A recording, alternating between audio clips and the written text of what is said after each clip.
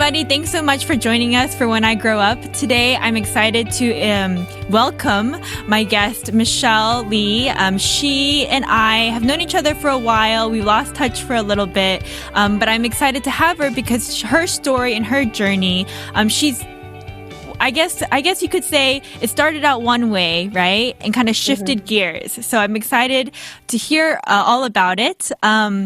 Michelle, what do you do? What is your career right now? Of course. So I am a pharmacist. Okay. And initially I was a community retail pharmacist for about 5 years of my career, but currently right now I'm a medical information specialist / like consultant pharmacist at a company called PPD, which is pharmaceutical product development. So it's okay. Very different. Okay. So what is community pharmacist? What is that? Yeah. So community pharmacist is the pharmacist that you see. It's like the pharmacists that you see working in CVS pharmacy and Kroger pharmacy. So in more of a retail, like in a community setting. So there's different types of pharmacist jobs. There could be jobs in the hospital setting where they work more clinically, in clinical settings. And there's community pharmacists who work within the community, as a pharmacist, as, a medical professional, in the community setting. I see. Yeah. So, I mean, basically what you're saying is, I guess a community pharmacist is somebody that I would just think about as a pharmacist. Yeah. It's like when you go to a pharmacy, when you go to a pharmacy, you need to pick up a prescription. The professional working behind there is the community pharmacist. Okay, so they will have technicians there to help the pharmacist. But so since you worked as a community pharmacist, could you tell me a little bit more about like what the day-to-day would look like for a community pharmacist? Yeah. So typically in a community pharmacy, our main job was to verify prescriptions and counsel patients on those. So the doctors and nurse practitioners, they would send in prescriptions or patients will drop off like paper prescriptions. And then to get like an antibiotic filled or their maintenance blood pressure medication. If they came back from a surgery and they had like pain medication. So it's where you go to the pharmacy and then so the pharmacist it's very important that they verify the prescriptions and make sure they know every medication that you're taking. The importance in that is because drug interactions. That also is a reason why, like, the pharmacist always asking if you take any over-the-counter medications, if you take any supplements, because those can interact with whatever prescription that the pharmacist is going to be filling for you. In addition to that, we take a very important role in immunizing the population. So, you can see, like, especially in the fall when we have our flu shots, you'll see signs everywhere. Yeah. So I was an immunizer as well. So I immunize, year round. I would give pneumonia vaccinations, shingles vaccinations, as well as the flu shot. But we take a very big role in that, and counseling our patients because, like, I'm sure you go to the doctor and you ask them, like, you go in, you ask them stuff, and then you just leave because you're like, oh, they ask you, do you have any questions about your medications? Do you have anything? Or the doctors just didn't have time to go over that with you. And then so when they send the prescription over to the pharmacy, it's the pharmacist's role to communicate and counsel you on that. So just know as pharmacists, we want you to have questions. And so it's just important that, like, we do our job and we verify the scripts and make sure there's no drug interactions. And we counsel you on it to make sure you take it properly. That's really interesting for me to hear, only because, like, I just feel like when I think of a pharmacist, I think of them, taking care of the drugs part. However, if I think about, the medicine that I pick up, you do have to have this social aspect with with the patients, I'm sure they're nervous about taking them too. So they have questions. Yeah. Because it's funny because, I mean, by law, we do have to ask, do you have any questions for, like the technician would have to ask, do you have any questions for the pharmacist on this medication? And I mean, granted, like even before I was a pharmacist, I'll just be like, oh no, I don't have any questions. But then I will go, like I hear them say no, and then I interject, especially for like simple things like an antibiotic. There could be some food interactions. Right. So I always like interject and I'm like, oh, just make sure you don't take this medication with this food, blah, blah, blah. And they're like, oh, I didn't know that. I'm like, see, it's like, see, that's why I tell you stuff. And right. I mean, it's awesome. Yeah. So did you enjoy that part of being a pharmacist, kind of interacting with the patients? Oh, for sure. That's what I think I missed the most is the actual direct patient care that I did give. Granted, you know, you see the crazy people too, and it was like the pharmacy can be a little crazy. But honestly, like I miss my good patients. I miss like the direct patient care that I did. Yeah, no, definitely. Yeah. Okay, so this question might be a little bit ignorant, and I apologize. Oh no, yeah. In advance, Go ahead. So, do technicians take? Is their responsibility to like actually count the pills and the medication? Yeah. So I mean, they do. Their technicians are such great roles, and I always made sure that we would properly train our technicians to be able to do everything. Obviously, they can't verify prescription. They don't have the knowledge in that. But they were the ones that were the ones counting the pills, obviously. And they do a lot of the inputting. So they'll like type up the prescriptions and scan them into the system. And then the pharmacist will make sure that their work was correct. I see. Okay. So you're not actually doing that. So, I mean, I did everything. So, I mean, I think like, I did everything. I mean, but the thing is like the technician, but the thing is if I do everything, then I don't catch myself. You know, like you don't tend to catch your own mistakes if you did it, because you think you did it right the first time. And so it's like important that the technician knows how to type in a prescription into the system so that I can check them. I see. And then obviously make sure it's the right medication.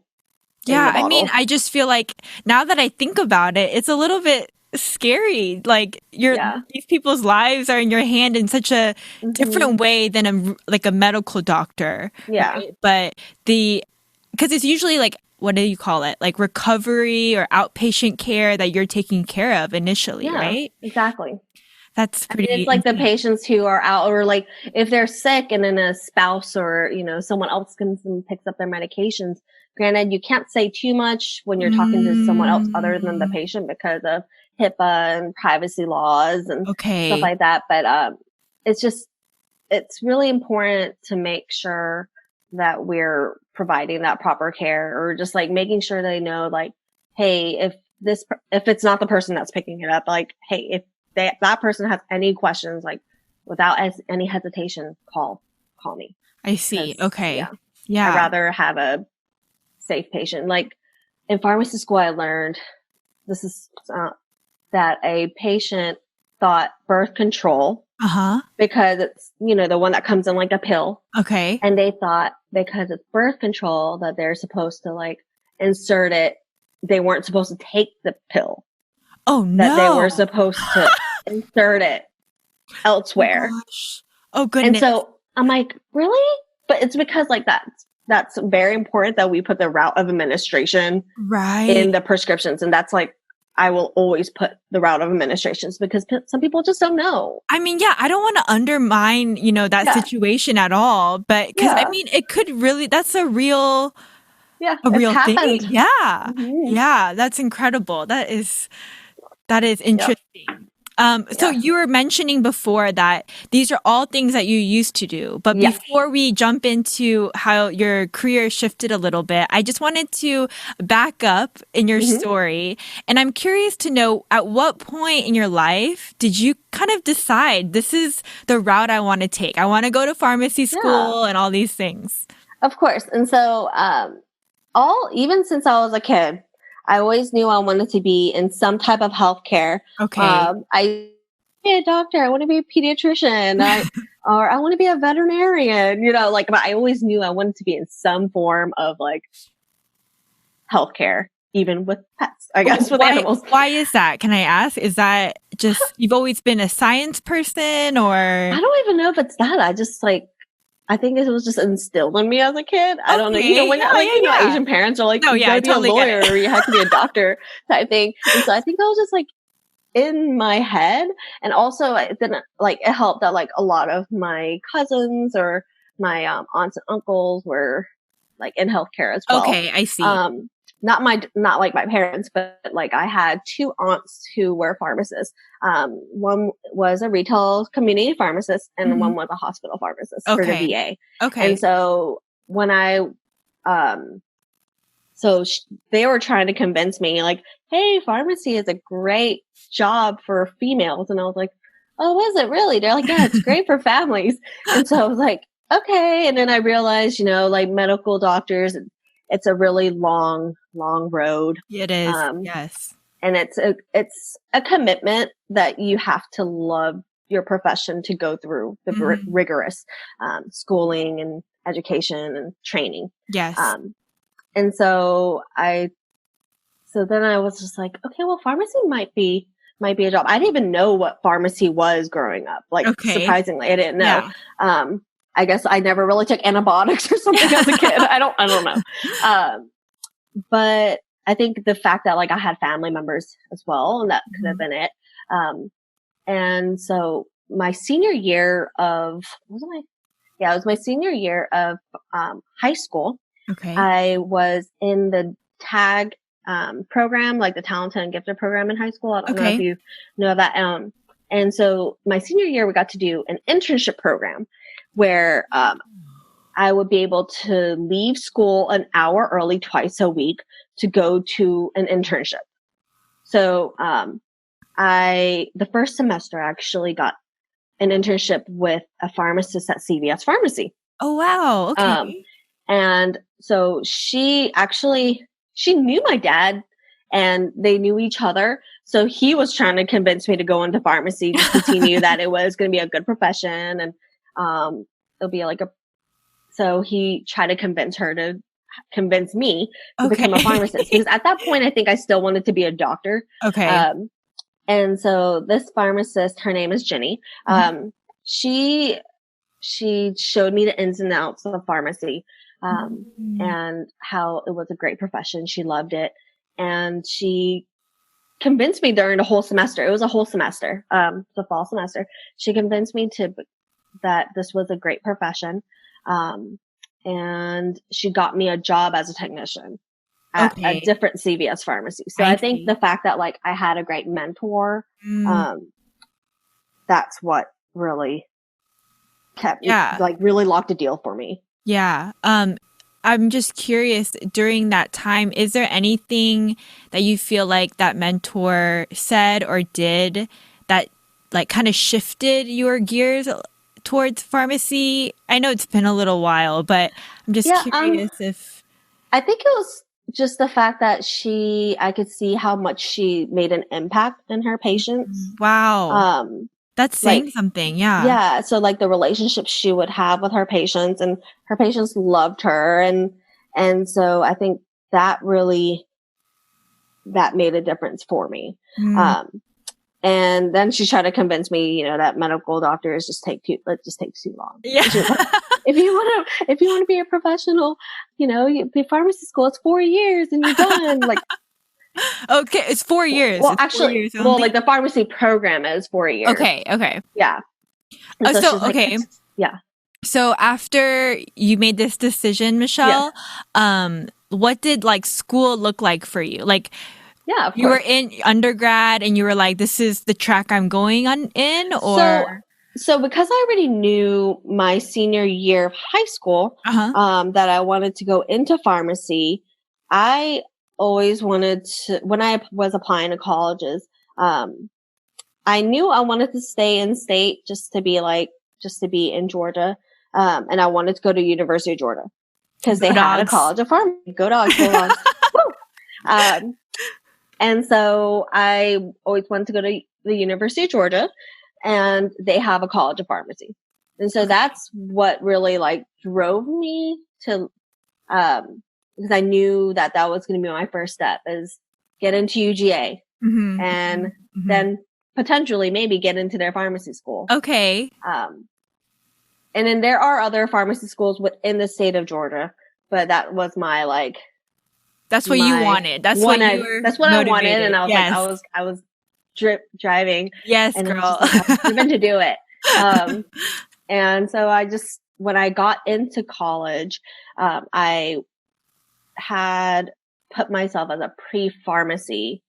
Oh. So I enrolled myself in like a pre-pharmacy curriculum. So it wasn't that wasn't a degree, but it was just a track of making sure like what classes I would need to take in order to apply to the University of Georgia College of Pharmacy.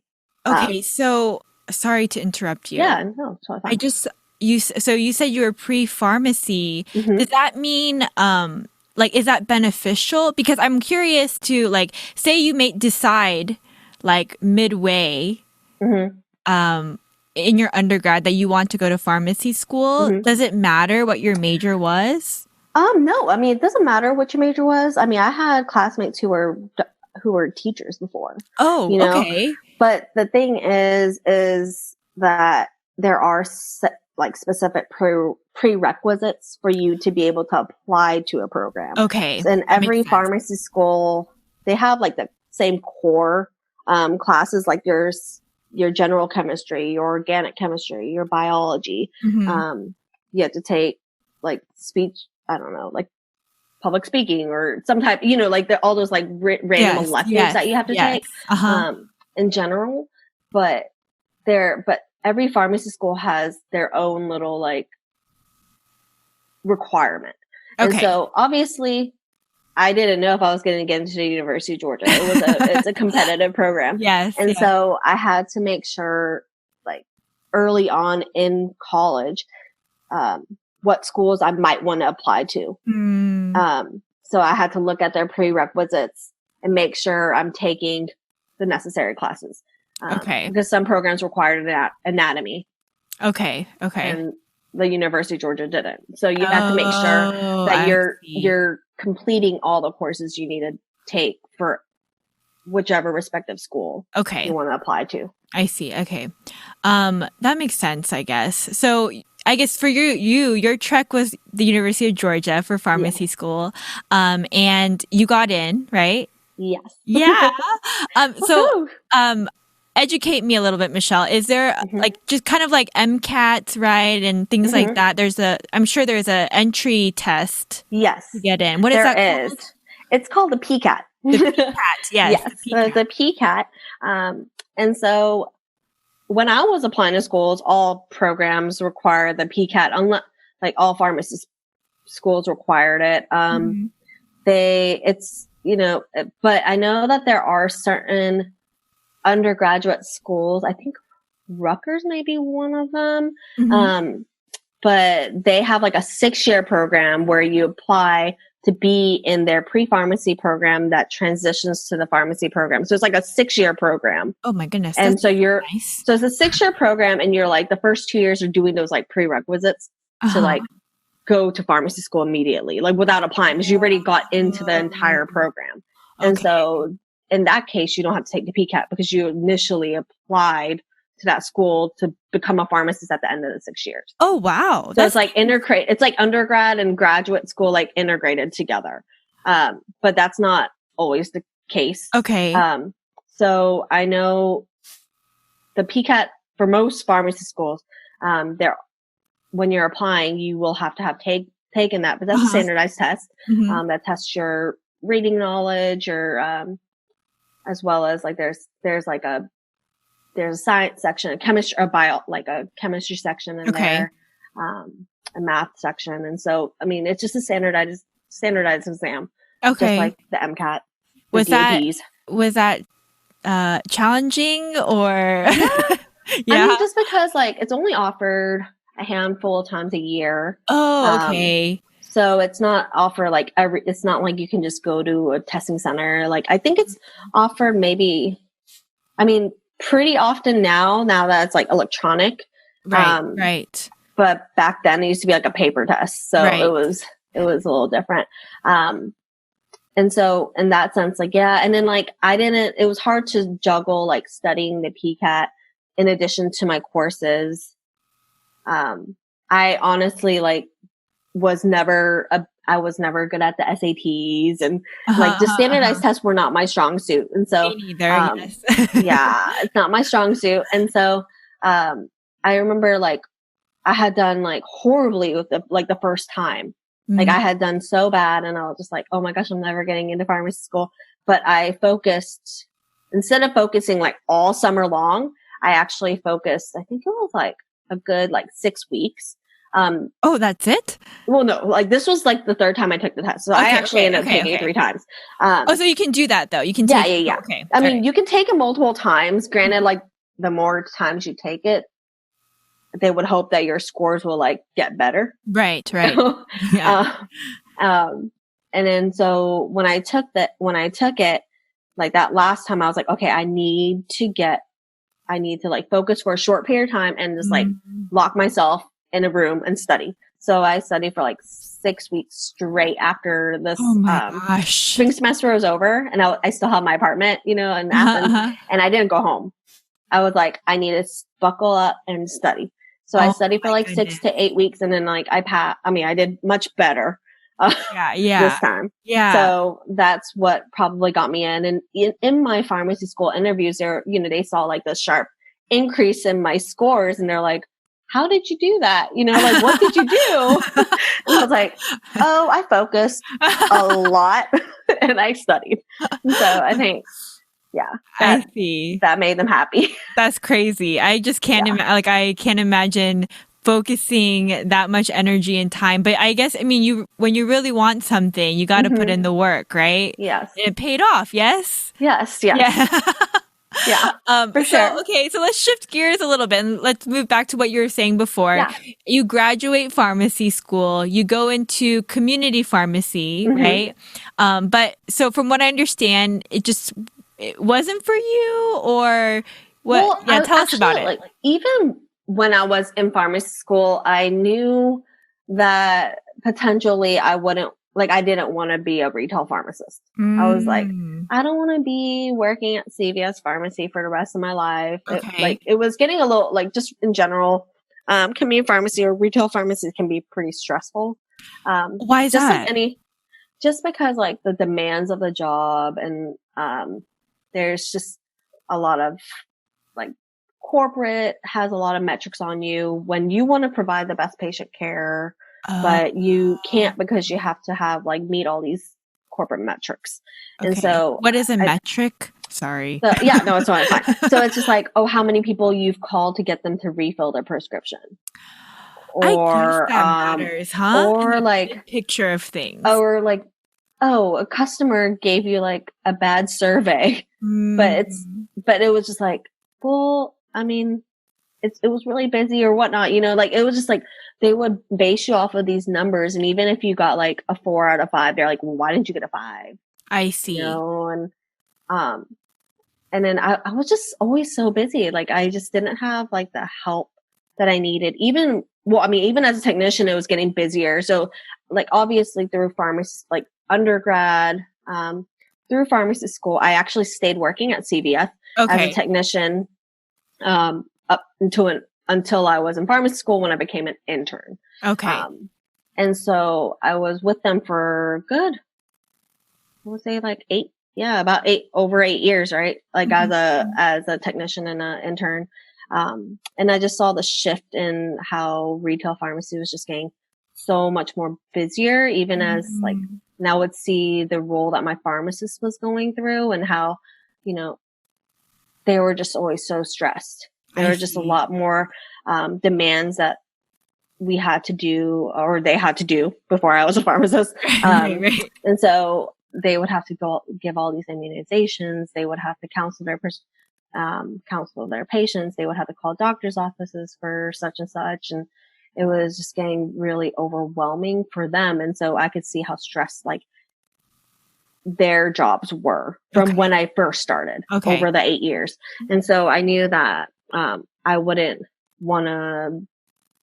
didn't want to have to be a community pharmacist in that sense. And so during pharmacy school, I actually always thought like, okay, I want to maybe I like enjoyed hospital pharmacy, or I enjoyed other aspects of pharmacy. So I always knew I wanted to be a hospital pharmacist. I want to be a clinical pharmacist. And so during pharmacy school, I actually did work pretty hard to like apply to residency programs, which are graduate. It's like doing residency after med school, but those are like, 2-3 year programs, even longer. And so in pharmacy why school, would you do that? Sorry, you're going to continue. Yeah. Go ahead. So pharmacy programs are like the pharmacy, postgraduate year one is a PGY1 and PGY2. A PGY1 is typically, it's just like a general residency program where you're a pharmacist, but you're like basically just learning how to work in like a different setting. So like a hospital. And in that hospital, you'll rotate between like different, specialties and like outpatient pharmacy and whatnot. It depends on the program itself. But it's basically a year where you just get paid a stipend and you work really hard to learn other aspects of being a pharmacist. And then a PGY2 is the year after that. And that's when you want to specialize. So if you wanted to specialize in pediatrics, or you want to specialize in critical care pharmacy or something like that, where you want to specialize beyond like a general PGY1. And so I knew that's the route I wanted to go. And so I applied. I actually was in Augusta my last 2 years of UGA pharmacy school because they had a great program. Like I just felt that I would have a better like relationship with my mentors and my teachers. And so I went to Augusta my last 2 years of pharmacy school, and unfortunately I didn't match into a program. So that was something that was tough for me to, swallow, because all this way, like, I got into undergrad, I got into UGA, I got into UGA pharmacy school, and then I was like, I'm going to do a residency. And then I didn't get into residency. So, but I mean, it's fine. I'm happy where I am now. So so I mean, community pharmacy wasn't like my first choice, obviously. But it's fine. I'm happy. Yeah. So what are you doing now? You were saying. So right now I am a consultant pharmacist. I'm a medical information specialist, at a company it's a clinical research organization company. And so what that really is that like I work in a call center. So we're in the medical communications department, and I represent certain pharmaceutical clients. So so say that you're calling a pharmaceutical company because you have a question. You're just like, hey, this, like, I don't know, it just could be anything. Or you're saying that you have. So like I have some ibuprofen. Yeah. With a certain company. Yeah. And I would call that company, is what you're saying. Yeah. You'll call that company. Okay.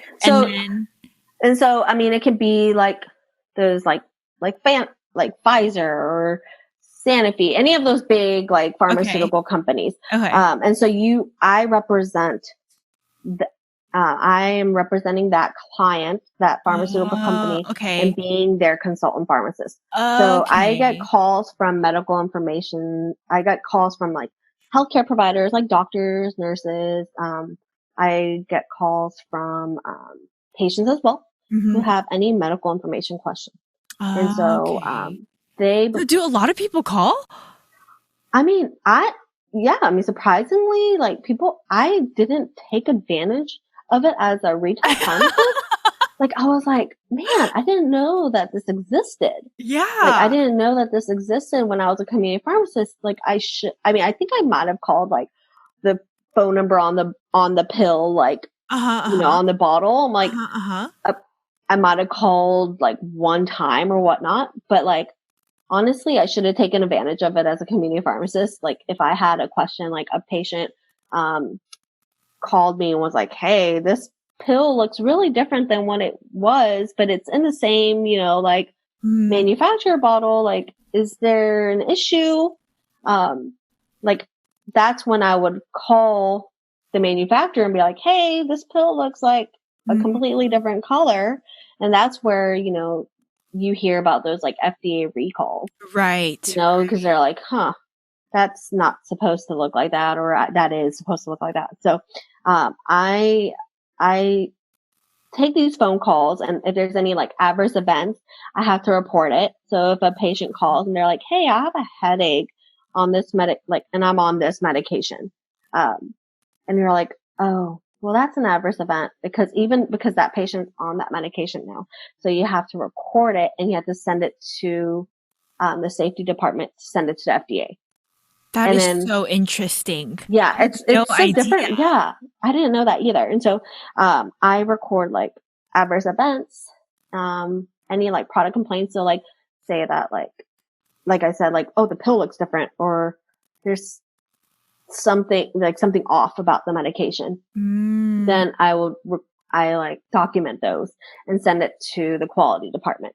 And so it's very interesting because I get to be a pharmacist in a different realm. Like, it sounds interesting. And you have to be a pharmacist to be able to do that job, it sounds like, right? Because so there is other there's like I work with a lot of pharmacists as well as like nurses. Oh, okay. And then there's also like just associates, but I don't work, my program specifically doesn't have like non-healthcare providers. But there are like associates that you can be like a previous technician. So you don't have to have a doctorate degree or whatnot. But like my job specifically is a medical information pharmacist. So you didn't know really much about this job beforehand. How did you come up on this like as this pharmacy consultant? Like what came about that you figured out, hey, I can do this too? So I actually looked into this because we have the PPD is like there's a big office here in Raleigh, Durham. And so that's how I knew that like some of my old colleagues from my job at Harris Teeter, like they switched jobs and moved there. Oh, okay. And so then I heard about what the job was like. I didn't know anything about it, but I just like knew I wanted to get out of community pharmacy. And so, like just keeping in touch with other colleagues. I see. Yeah. So, I'm sorry, you mentioned there's a big PPD. What is PPD? PPD is the company I work for. Oh, sorry. You said that in the beginning. I forgot. Yeah. So it's Pharmaceutical Product Development. So that's the name of the company that I work for. And that's like a standard company that is like their main job is to do this. Represent other pharmaceutical companies. So the company itself is huge and they have like multiple different departments. So they help with like clinical research. But I'm more in after the drug has been approved, we're helping to monitor to see if there has to be any recalls or if there's any trends in like adverse events. And okay. Yeah. So I'm in the end of like the realm of making a medication. So our company starts from like doing the little clinical trials all the way to what I'm doing. Man, that is crazy. Yeah. I just had no idea that this job even existed. Yeah, exactly. It's really informative, and I just feel like this extra exposure is even opening my eyes up to wanting to call if there's an issue with my product, you know? Yeah, exactly. And you might talk to me. I don't know. So Michelle, I guess, all this to say, do you like what you do now? Yeah, I'm enjoying it. I've been here for almost a year at this company. And like, granted, like it's, I feel that I don't get all like my clinical knowledge anymore or whatnot because I'm just like learning what my products are and learning the ins and outs of that. And so I feel that like in that sense, like because I don't have like that patient like direct patient care anymore. I'm not like verifying prescriptions like I used to. Yeah. So in that sense, it's just so different, but Uh-huh. I am enjoying this aspect of my job. It definitely has a lot more flexibility. Mm. It's funny because, like I said back in the beginning that like my aunts were telling me that, that the job is like the pharmacist job is great for females and great for mothers and Uh-huh. whatnot. And like honestly, community pharmacy, it was once I had a family, it was a little tough because I worked every other weekend. Yeah. Um, Yeah. and so it was like, and I would work, at night, like I would work like 12-hour shifts and whatnot. And so it was just like, it wasn't so perfect for a female mother, like Yeah. for a mother. Yeah. Um, Yeah. and so this job it's Monday through Friday. It's 9 to 5. And so Yeah. it's a lot more flexibility to like be able to have quality time with my family, which is Yeah. very important to me right And now. even just the routine of work and being able to Mm-hmm. come home and be with your Mm-hmm. son. Michelle has she's married and they live in North Carolina, Yes. and they have one son, right? And Yes. then another one on the way. Yes. Michelle is pregnant, and congratulations, by the Thank you way. so much. So I mean, as a mom myself, part of me is like, man, you're a working mom, right? Mm-hmm. And you're also expecting, like, my mind goes to like, I don't know how you did it. I don't know how you did community pharmacy, but It was tough. I mean, like, it was tough just because I did work full time all the way up until basically until the delivery the first time with my yeah, son. yeah. Oh, And really? so, well, I worked until 39 weeks. And Oh so, my goodness, yeah, Michelle. so I was on my feet for like throughout my pregnancy. Man, I'm surprised I made it that long. that's crazy. Yeah. Yeah. I mean, So, if for those of you that don't know this experience of being pregnant, being on your feet for that many hours and working mhm. at 39 weeks is just ridiculous. It's Yeah, ridiculous, but my feet were quite swollen, oh my gosh. but I made it that way. And so this time, like this pregnancy is very different because I'm in an office setting where I'm on my computer and I'm not running around. Like I was in the pharmacy, you're running everywhere. Yeah, And I can so, imagine. Even my yeah, pharmacy, when I go to CVS, I'm like, yeah, this place is crazy. yeah, But I'm they're so sure. busy. They're so Yeah. busy. Well, I mean, that is awesome. Thank you so much for sharing. Before we end our time together, something I asked all my guests Yeah. is, yeah, do you have any advice, for those that maybe are thinking about pharmacy Mm-hmm. or this future, or even just maybe, I don't know, things that you could take back, things that you might have done differently? Could you share with us a little? Yeah. So, some things I would recommend is just that, like, whatever professional career you want to go into or whatnot, networking is Mm, really important. Like you always have to I still keep in touch with Ginny, the pharmacist from my senior year of high school. So yes. I still keep up with her. She actually has been like my letter of recommendation, like throughout pharmacy school, when I was applying to residency programs and whatnot. And so she's been there for me. And also the one way that I got my job at PPD is through a colleague that I worked with when I was at CVS, as a pharmacist. And Oh, so okay. he is a manager at PPD, and Oh, I wow. just happened to reach out to him because we would keep in contact via like Facebook.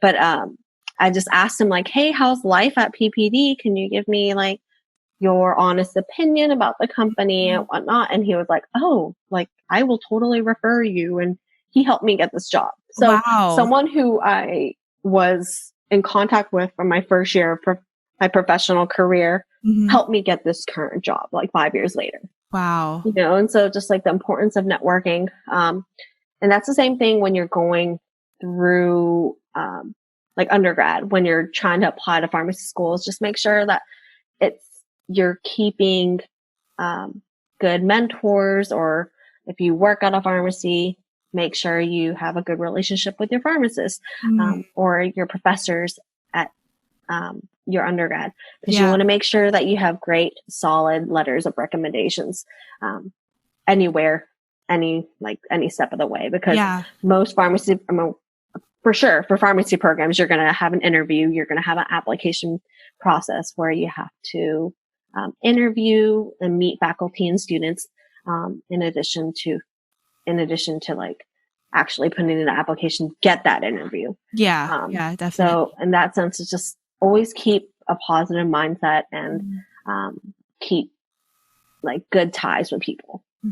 That's great advice. Yeah. Yes. Any regrets? Anything you would do differently?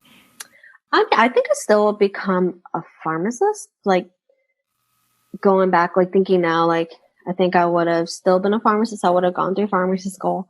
I just think I would have maybe like tried maybe a little harder to get that PGY1 or something, you know, like where I maybe like applied to more programs or whatever. But in that sense, I think I would have still done the same route.